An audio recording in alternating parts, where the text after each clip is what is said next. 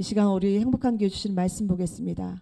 잠언서 1장 1절부터 19절까지의 말씀, 구약성경 910쪽에 있습니다. 다 성경을 좀 펴시죠. 네, 910쪽. 네, 우리 이수아 청년이 봉독할 때 함께 봉독하시면 되겠습니다. 봉독하겠습니다. 다윗의 아들 이스라엘 왕 솔로몬의 잠언이라. 이는 지혜와 훈계를 알게 하며 명철의 말씀을 깨닫게 하며 지혜롭게 위롭게 공평하게 정직하게 행할 일에 대하여 훈계를 받게 하며 어리석은 자로 슬기롭게 하며 젊은 자에게 지식과 근신함을 주기 위한 것이니 지혜 있는 자는 듣고 학식이 더할 것이요 명철한 자는 모략을 얻을 것이라. 자본과 비유와 지혜 있는 자의 말과 그 오묘한 말을 깨달으리라. 여호와를 경외하는 것이 지식의 근본이오늘 미련한 자는 지혜와 훈계를 멸시하느니라. 내 아들아, 내 아비의 훈계를 들으며 내 어미의 법을 떠나지 말라. 이는 내 머리에 아름다운 관이요 내 목에 금사슬이니라. 내 아들아, 악한 자가 너를 꿰지라도 쫓지 말라. 그들이 내게 말하기를 우리와 함께 가자. 우리가 가만히 엎드렸다가 사람의 피를 흘리자. 죄 없는 자를 까닭없이 숨어 기다리다가 음부같이 그들을 산채로 삼키며 무덤을 내려가는 자 같게 통으로 삼키자. 우리가 온갖 보화를 얻으며 빼앗은 것으로 우리 집에 채우리니 너는 우리와 함께 제비를 뽑고 우리가 함께 전대에 하나만 두자 할지라도 내 아들아, 그들과 함께 길에 다니지 말라. 내 발을 금하여 그 길을 밟지 말라. 대저 그 발은 악함으로 그 피를 흘리는데 빠름이니라. 무릇 새가 그물 치는 것을 보면 허디리겠거늘 그들의 가만히 엎드림은 자기의 피를 흘릴 뿐이요 숨어 기다림은 자기의 생명을 해할 뿐이니 무릇 이를 탐하는 자의 길은 다 이러하여 자기의 생명을 잃게 하느니라. 아멘, 아멘. 이 시간 우리 목사님 말씀 전해주십니다. 이것이 있는 자와 없는 자라는 제목으로 말씀 전해주실 때 많은 은혜 받으시기 바랍니다. 기도하겠습니다. 하나님, 이 시간도 우리 눈과 귀와 마음을 주장하셔서 주께서 주시기 원하고 들려주시기 원하고 깨닫게 해주시기 원하는 말씀에 집중할 수 있도록 우리 영과 혼과 몸이 주님을 향할 수 있도록 함께해 주시옵소서. 오늘도 주신 말씀을 통하여 한 주 동안 살아갈 때에 하나님 우리 삶의 무기가 되게 하시고 장착된 무기를 통하여 넉넉히 이겨가는 삶이 되게 하여 주옵소서. 예수님 이름으로 기도합니다. 아멘. 할렐루야. 잘들 지내고 계신가요? 예. 그냥 사나요? 자, 살아가면서 우리에게 정말 있어야 될 것과 또 그렇지 않은 것 중에 정말 있고 끝까지 붙잡아야 될 것을 붙잡고 살아가는 사람도 있지만 때때로는 그것이 무엇인지 잊어버려서 방향을 잊어버려서 또 엉뚱한 것을 붙잡고 살아갈 때가 있습니다. 잠언서 16장 9절에는 사람이 자기 길을 계획할지라도 그 걸음을 인도하신 자는 하나님이시다 라고 말씀하셨습니다. 살아가면서 가장 중요한 것이 무엇인지, 오늘 잠언서는 솔로몬이라는 왕이 있었는데 그 아버지 다윗과 솔로몬과의 차이점은 아버지 다윗은 일평생 살아가면서 어려움과 환난과 고통 가운데 살아갔기 때문에 다윗이 쓴 성경은 대개의 경우 기도하는 것입니다. 하나님 함께 해 주십시오. 하나님 나의 피난처가 되어 주십시오 하는 그런 삶의 고백이 있었고, 그 아들 솔로몬은 아버지 다윗이 쌓아놓은 그 위에 살아가기 때문에 삶의 그런 그 기도의 그 영역보다는 평안할 때 어떻게 그 평안을 유지할 것인지 또 그것을 계속 이뤄갈 것인지에 대해서 솔로몬은 썼습니다. 그러니까 어렵고 환난 때 기도를 썼던 아버지, 그리고 평안할 때 이렇게 잠언을 썼던 솔로몬. 잠언이라는 그 의미는 그 마샬이라는 의미의 히브리어에서 왔는데, 이것은 뭐냐면 정신적 활동에서 우월하다, 그러니까 어떤 것을 선택하거나 어떤 일을 이뤄갈 때 뭔가 뛰어난 것들을 잠언이다 이렇게 표현하고 있습니다. 결국 이게 마샬은 우리 삶을 통치하고 지배하고 다스려서 그래서 우리 삶에 정말 어떤 것이 이루어지고 열매 맺을 수 있도록 하는 가장 값진 것이 무엇인지 알고 그 값진 것이 우리를 통치하도록 하는 것이 잠언이다라는 것으로 이렇게 번역이 됐습니다. 살면서 여러분 어떻습니까? 이렇게 저렇게 실패하거나 어려움 당할 때가 있지 않아요? 하나님께서는 분명히 우리에게 성경 말씀을 주셨고 잠언과 지혜와 계시를 주셨는데 그런데 우리는 하나님께 주신 그 말씀을 소홀히 여김으로 귀하게 여기지 아니므로 우리 삶에 어려움 환난을 많이 당합니다. 사도행전 17장 11절 함께 띄워보면요.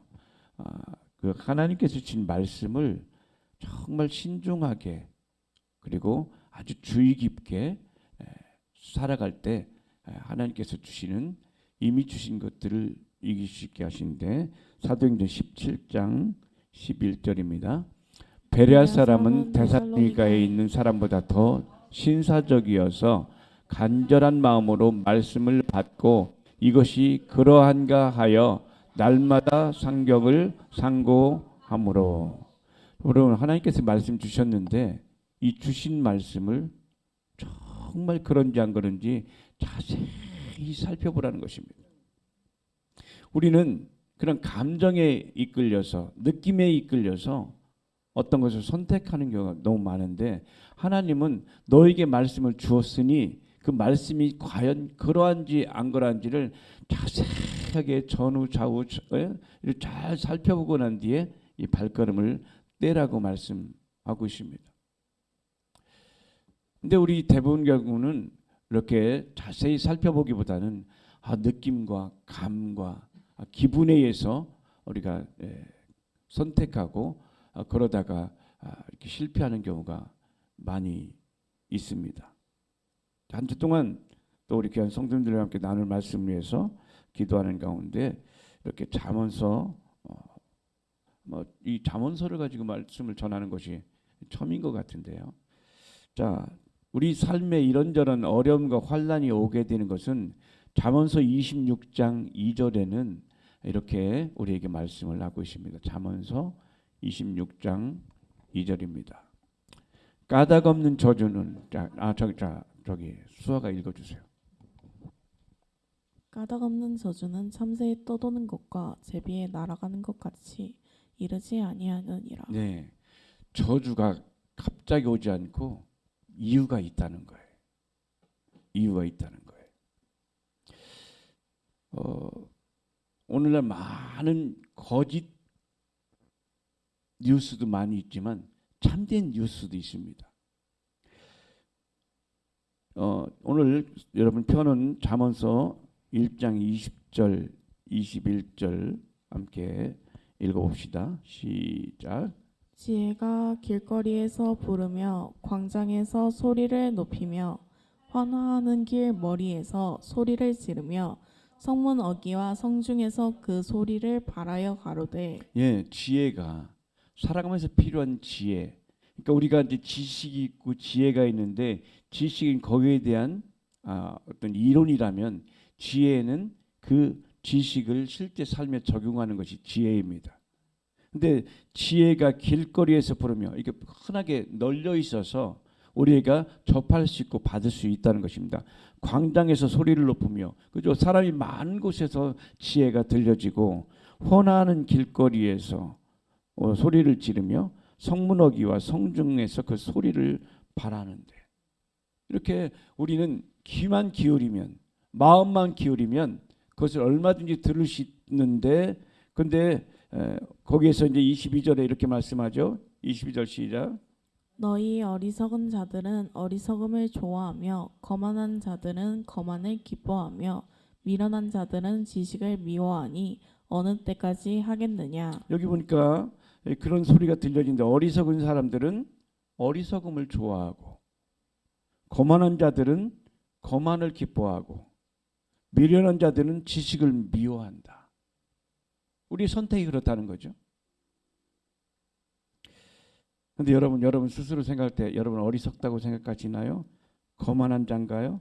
미련한 자인가요? 여러분 자신을 스스로 평가할 때 어떤가요? 거만한 자, 당신 거만해 그러면 기분 나쁘죠. 너 미련해 그러면 기분 나빠요. 너 어리석어 그러면 기분 나쁜데, 그런데 의외로 우리는 어리석을 때가 많아요. 근데 어리석은데 그 사람은 어떻게 생각하냐면 똑똑하다고 생각해요. 이것이 옳다고 생각해요. 자기가 갖고 있는 작은 그 경험 가지고 이것이 전부인 것처럼 기뻐하는데, 근데 이게 전부가 아니거든요. 이 이외의 것이 훨씬 더 많은데 내가 경험한 것 이것을 가지고 막 그 계획하고 계산해보면 금방금방 될 것 같은데 곧 그것이 엎어지고 하는 것도 우리 많이 경험을 하게 됩니다. 자, 보니까 지금 하나님께서 우리에게 지혜가 있고 지식을 또 우리에게 다 공급해 주셨는데 우리는 하나님의 말씀을 기뻐하고 하나님 말씀을 듣기보다는 어리석은 것을 좋아하고 어리석은 소리, 거만한 소리를 좋아하고 미련한 그 이 땅의 것들을 더 귀하게 생각한단 말이죠. 그렇기 때문에 24절에 이렇게 말씀하고 있죠. 시작. 내가 부를지라도 너희가 듣기 싫어하였고 내가 손을 펼지라도 돌아본 자가 없었고 25절에 나의 모든 교훈을 멸시하며 나의 책망을 받지 아니하였은즉. 예. 그러니까 우리에게 이런 어려움과 재앙이 오는 이유는 주님께서 끊임없이 들려주신 주의 말씀이 있는데 그것들을 무시하고 받아들이지 않고 주님께 주시는 책망을 받아들이지 않을 때 그때 우리에게는 어떤 것이 오냐면 27절에 광풍같이 임하겠고 너희의 재앙이 폭풍같이 임하리니. 예. 이렇게 우리 땅에 우리 삶에 이렇게 재앙과 두려움과 이것이 광풍같이 폭풍같이 그 임하게 되는 이유는 주님께서 주신 말씀을 무시했기 때문에. 우리 삶의 어려움과 환난은 하나님께 주신 말씀 곧 잠언 지혜를 무시했기 때문에 찾아오는 것입니다. 이것은 너나 할 것 없이 모든 사람에게 해당되는 것입니다. 그러니까 재앙이 찾아오는 이유는 까닭없이 오지 않고 이유가 있는데 그것은 하나님께서 우리에게 주신 그 길, 방향 그것들을 자세히 살펴보지 않고 그것들을 무시했기 때문에 어려움이 오는 것이. 그리고 그것을 깨달은 사람 또한 그것을 선택해서 절제하고 그 일을 하지 않아야 되는데 아는데 행해지는 것, 이것은 우리 속에 근본적으로 숨겨져 있고 내재해 있는 욕심이라는 것이 우리 속에 숨어져 있기 때문에 그렇습니다. 그러니까 이 마귀는, 흑암은 우리에게 욕심이라는 것들을 다 넣어주기만 하면 그러면 그 뒤는 자동으로 움직이게 돼 있어요. 안 끊어집니다. 벗어나지지 않습니다. 그래서 우리가 하나님께서 주시는 복은 시편 1편 1절에 복 있는 사람은 악인의 길을 쫓지 않고 죄인의 길에 서지 않고 오만한 자의 자리에 앉지 아니하고 오직 여호와의 율법을 즐거워하여 그 율법을 주야로 묵상하는 자로다. 그러니까 하나님의 말씀을 묵상하고 하나님의 지혜를 묵상하고 하나님께 주시는 언약을 묵상하면 그 사람 지혜 있는 자가 되고 하나님께서 돕는, 하나님께서 보호하시는 그 삶이 되는데 무엇을 묵상하냐면 욕심을 묵상해요. 근심을 묵상해요. 걱정을 묵상해요. 그러니까 주님께서 우리에게 주신 것들은 계속 묵상하면 반드시 묵상한 데 결과가 나오게 되십니다.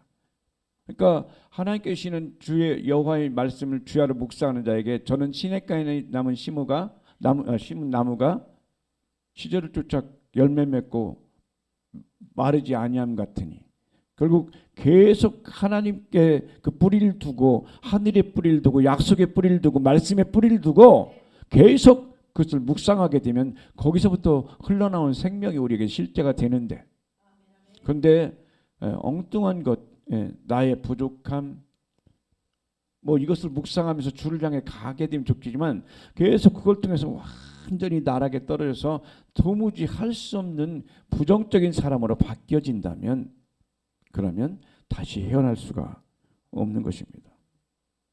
결국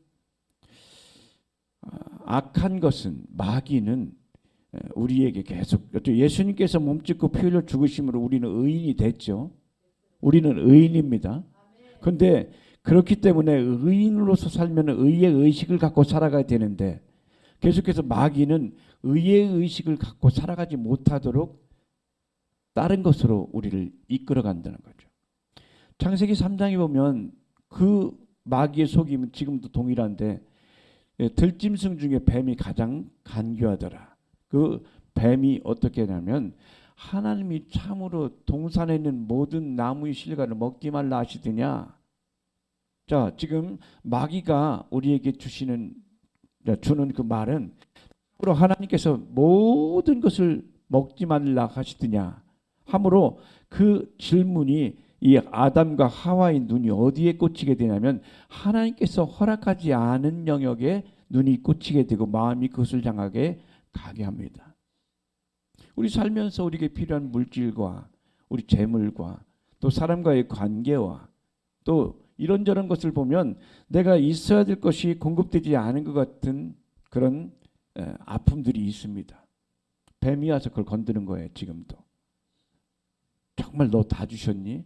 그러면 그 순간 우리는 주님께서 이제껏 주신 것에 주목하기보다는 없는 것에 주목하고 그래서 그때부터 하나님께서 완전하게 주신 것이 아닌 다른 것에 마음을 빼앗기게 되어서 결국은 그렇게 빼앗긴 마음은 하나님께서 우리에게 주신 말씀을 왜곡되게 판단하고 왜곡되게 해석하고 왜곡되게 보게 만든다는 것입니다.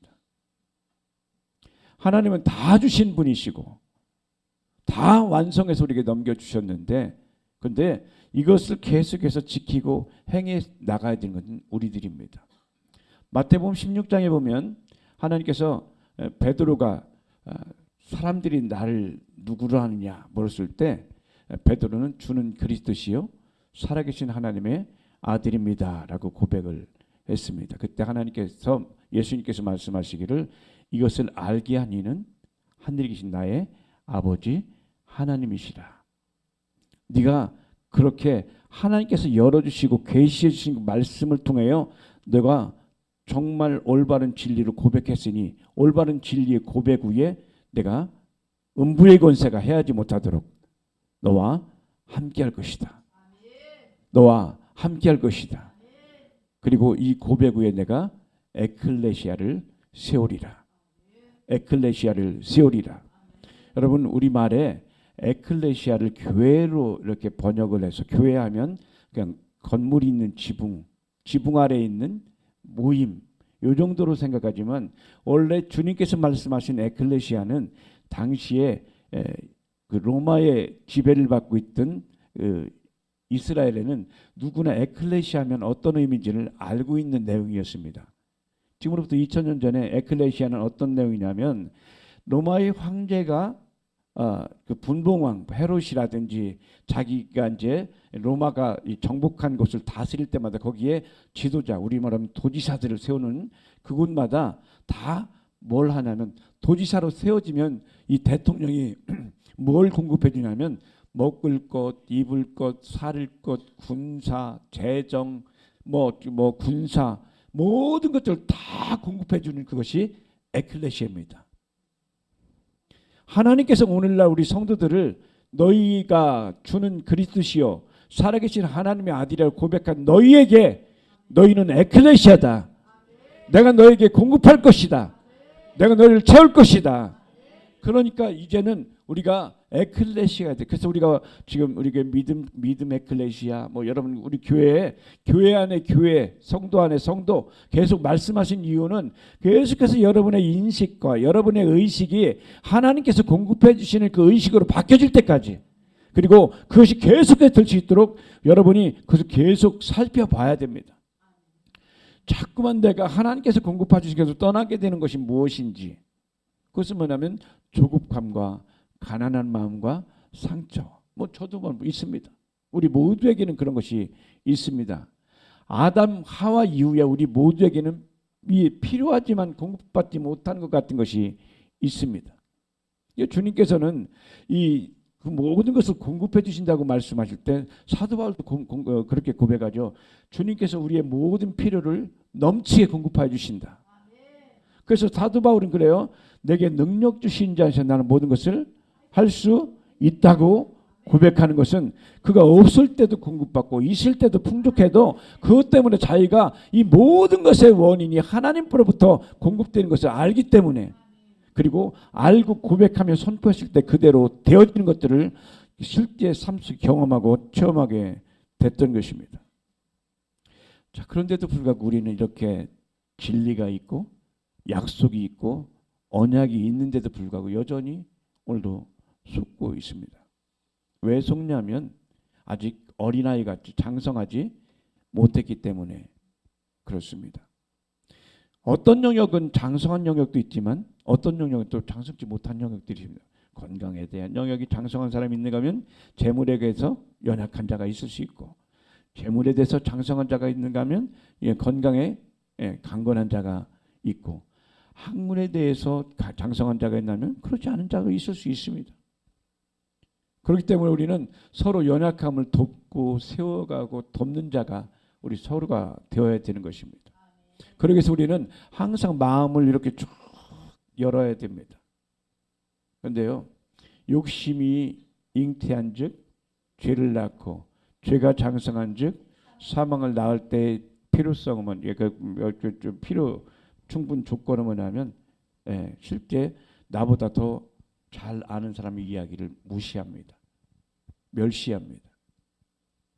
심지어 오늘 말씀 보니까 하나님의 말씀도 멸시하는데 사람을 통해서 들려오는 그 소리를 멸시할 때가 있습니다.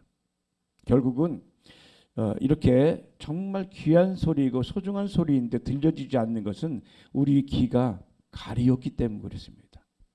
우리의 마음이 가리었기 때문에 그 계시의 소리와 진리의 소리를 감각하지 못하고 듣지 못합니다.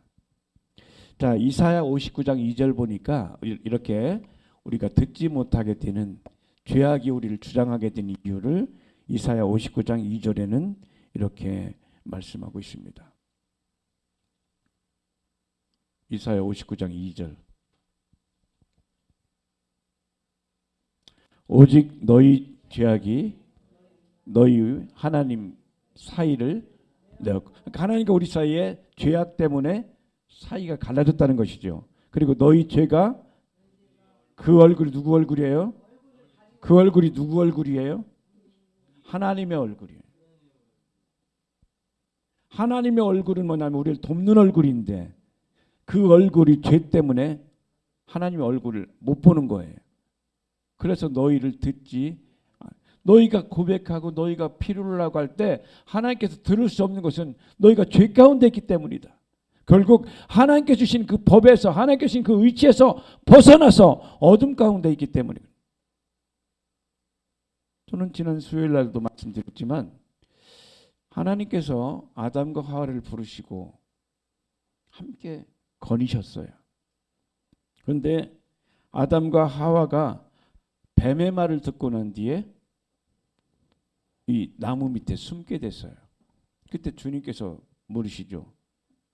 너희가 어디 있느냐?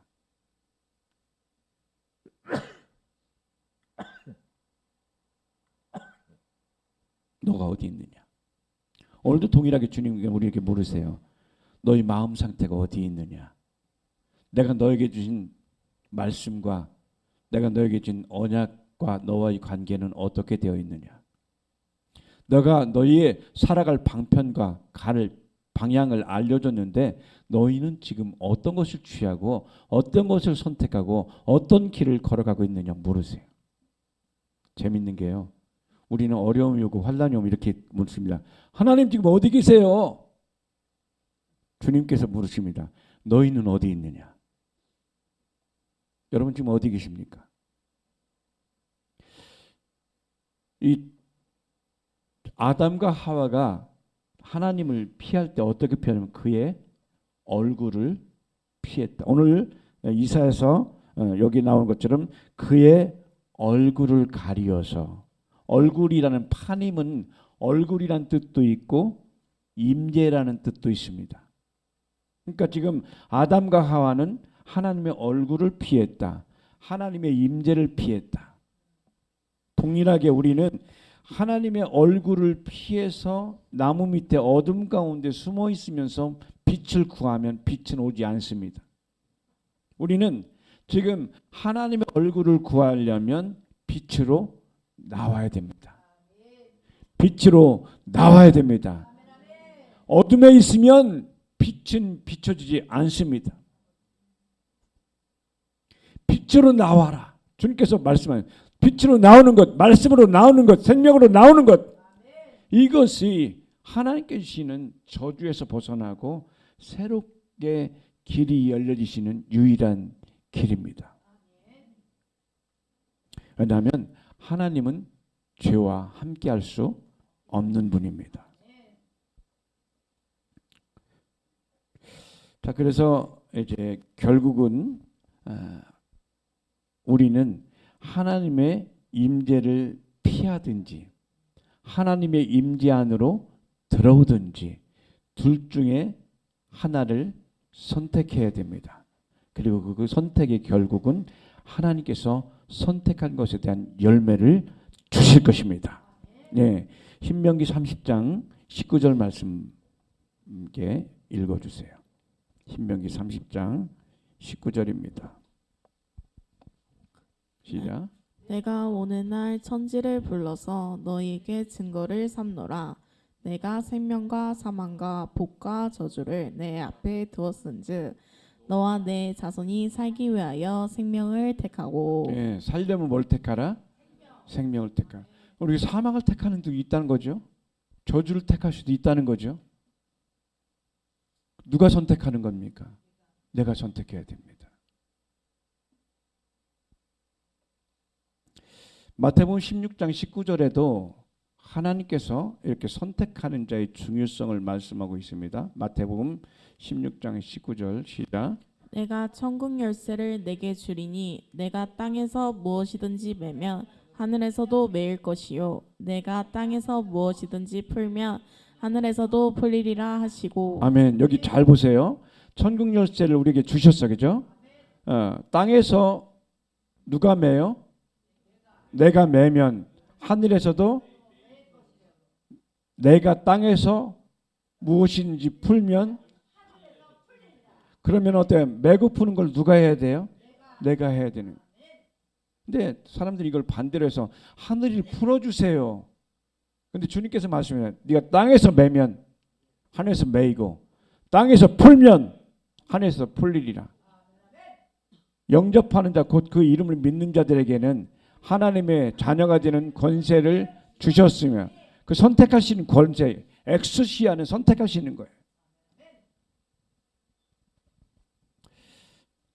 그래서 우리는 오늘 하나님께 주신 언약, 하나님께 주시는 잠언, 하나님께 주신 지혜, 이것을 있는 자와 없는 자, 있는 자는, 지혜가 있는 자는 나를 어리석게 생각해요. 나를 부족하다고 생각해요.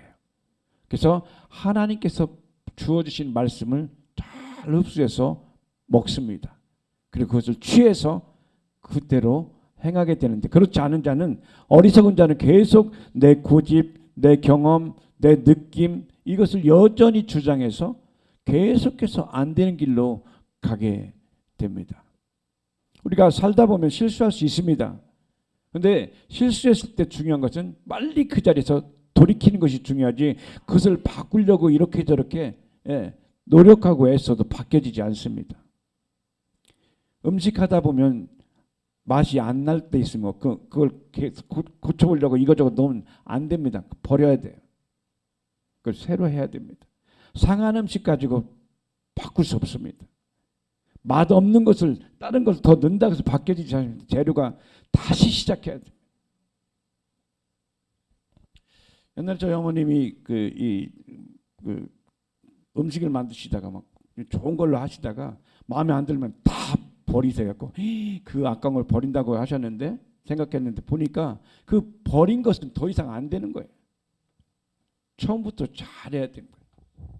우리도 살아가다가 이렇게 저렇게 잘 안 되는 모양이 있을 때 그 자리에서 놓고 돌이켜서 다시 주님께 주신 말씀으로 돌아가는 여러분 되기를 축복합니다.